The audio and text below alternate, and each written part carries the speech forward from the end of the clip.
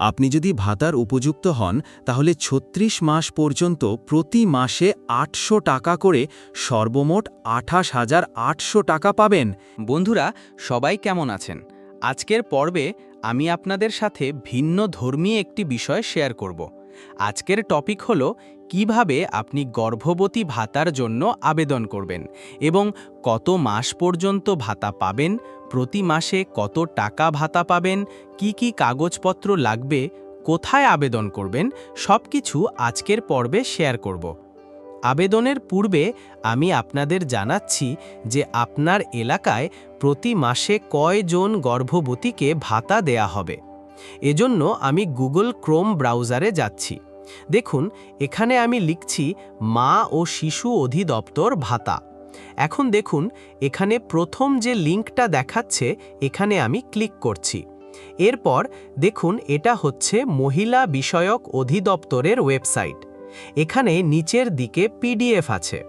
এখানে দেখুন, উপজেলাকে ৩ ভাগে ভাগ করা হয়েছে এবং এখান থেকে ১৮৩টি উপজেলায় ৯ জনকে ভাতা দেয়া হবে। অর্থাৎ আপনার ইউনিয়ন থেকে ৯ জন এই ভাতার অন্তর্ভুক্ত হতে পারবে এবং ৯টি উপজেলায় সর্বমোট ১৫ জন করে নিবে। এছাড়াও ৩০৩টি উপজেলায় ৫ জন করে নিবে। এখন আপনার মনে প্রশ্ন আসতে পারে, আপনার উপজেলায় কয়জন এই ভাতার অন্তর্ভুক্ত হতে পারবে? আমি যদি নিচের দিকে আসি, দেখুন অ্যালোকেশন অফ ইউনিয়নস এই পেজের মধ্যে আপনি দেখতে পারবেন কোন উপজেলা থেকে কতজন এই ভাতা পাবে।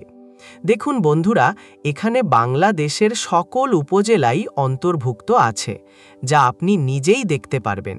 এখানে বিভিন্ন উপজেলায় বিভিন্ন ধরনের অন্তর্ভুক্তির বিষয়ে বলা আছে। তবে আপনার এলাকার বরাদ্দটাও এখানে দেখতে পারবেন, কতজন অন্তর্ভুক্তির সুযোগ পাবে।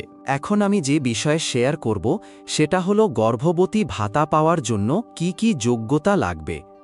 গর্ভবতী মহিলাকে অবশ্যই বাংলাদেশের নাগরিক হতে হবে। গর্ভবতী মহিলার বয়স কমপক্ষে ২০ বা তার বেশি হতে হবে। কোনোভাবেই এর কম বয়সী নারীরা ভাতার আবেদন করতে পারবে না।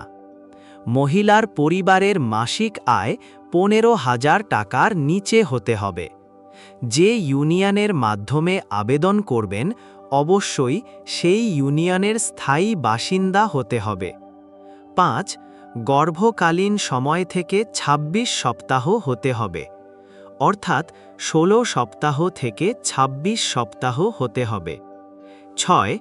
এটি শুধুমাত্র প্রথম বা দ্বিতীয় সন্তানের ক্ষেত্রে প্রযোজ্য হবে। ৭.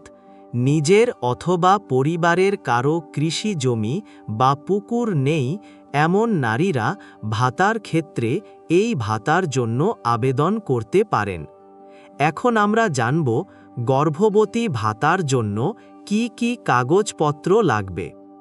পাসপোর্ট সাইজ ২ কপি রঙিন ছবি, জাতীয় পরিচয়পত্রের ফটোকপি, ইউনিয়ন পরিষদ কর্তৃক নাগরিকত্ব সনদ, অর্থাৎ আপনি যে ইউনিয়নের বাসিন্দা সেই ইউনিয়নের চেয়ারম্যান কর্তৃক নাগরিকত্ব সনদ, যাকে আমরা অনেকেই চেয়ারম্যানের সার্টিফিকেট বলে থাকি। ৫. অনেক ক্ষেত্রে আল্ট্রাসোনোগ্রাম রিপোর্ট লাগতে পারে, এলাকা ভেদে প্রয়োজন নাও হতে পারে। ৬.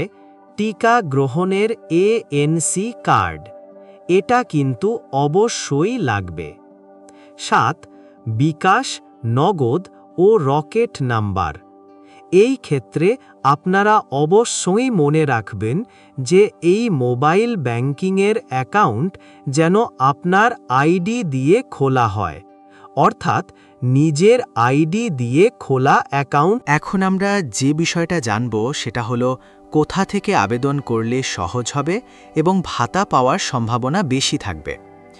বন্ধুগণ, মূলত ২ ভাবে আপনি গর্ভবতী ভাতার জন্য আবেদন করতে পারবেন, অনলাইন এবং সরাসরি ফর্ম পূরণের মাধ্যমে। তবে আপনাদের প্রতি সাজেশন থাকবে, অনলাইনের থেকে সরাসরি আবেদনের মাধ্যমে ভাতা পাওয়ার সম্ভাবনা বেশি, কেননা অনলাইনের ক্ষেত্রে বরাদ্দ খুবই সীমিত। তাই আপনারা চেষ্টা করবেন ইউনিয়ন পরিষদ চেয়ারম্যান অথবা মেম্বারের মাধ্যমে আবেদন করার। তাহলে আপনি ভাতা পাওয়ার ক্ষেত্রে অগ্রাধিকার পাবেন, কেননা এখানে মেম্বার বা চেয়ারম্যানের একটা সুপারিশ থাকবে। এখন বিষয় হলো আপনি আবেদন ফর্ম কিভাবে পাবেন। গর্ভবতী ভাতার আবেদন ফর্ম আপনি অনলাইন থেকেও ডাউনলোড করে নিতে পারেন অথবা আপনার নিকটস্থ কম্পিউটারের দোকান থেকেও নিতে পারবেন। আপনাদের সুবিধার্থে অনলাইন থেকে কিভাবে ফর্ম ডাউনলোড করবেন সেটা দেখিয়ে দিচ্ছি। এজন্য আমি আমার গুগল ক্রোম ব্রাউজারে যাচ্ছি। এখানে দেখুন লিখছি গর্ভবতী মায়ের ভাতার আবেদন ফর্ম। দেখুন বন্ধুরা, প্রথমেই যে লিঙ্ক এসেছে এখানে আমি ক্লিক করছি। এখন দেখুন এখানে বাম পাশে মাতৃত্বকাল ভাতা আবেদনপত্র ফর্ম দেখাচ্ছে। এটি একটি পিডিএফ ফাইল। এখানে আমি ক্লিক করছি। দেখুন বন্ধুরা, একটি ফর্ম দেখাচ্ছে। ডান দিকে ওপরের দিকে দেখুন ডাউনলোড অপশন। এখানে ক্লিক করলেই ডাউনলোড হয়ে যাবে। এই ফর্ম অবশ্যই সতর্কতার সাথে এবং শুদ্ধভাবে ফিল আপ করবেন।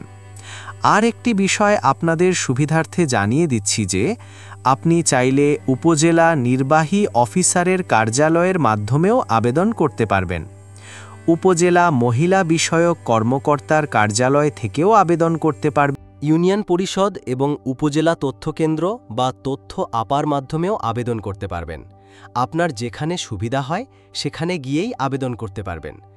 এই ভাতার জন্য আবেদন মূলত প্রতি মাসের 1 থেকে 20 তারিখের মধ্যে করতে হবে। আরেকটি বিষয় হলো, এই আবেদন করার জন্য কোনো প্রকার টাকা লাগে না, তাই কারো সাথে আর্থিক লেনদেন করবেন না।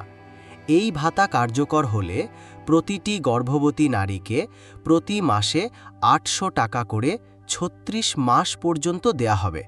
তো বন্ধুরা, আশা করি গর্ভবতী ভাতা সম্বন্ধে আপনি সব কিছু জানতে পারছেন।